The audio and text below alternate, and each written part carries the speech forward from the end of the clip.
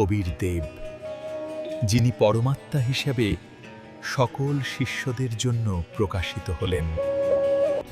তিনি নিজেকে বিভিন্ন রূপে প্রকাশ করেন, শিশুরূপে এবং পুরুষারূপে।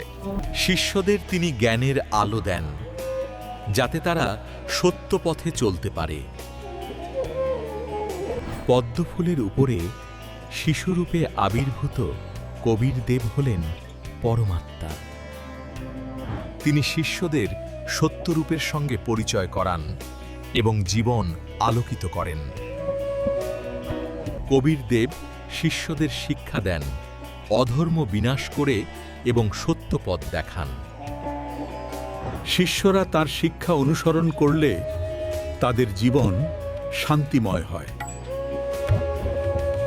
পরমাত্মা কবীর দেবের সত্য জ্ঞান পেতে সন্ত রামপালজি মহারাজের প্রবচন শুনুন।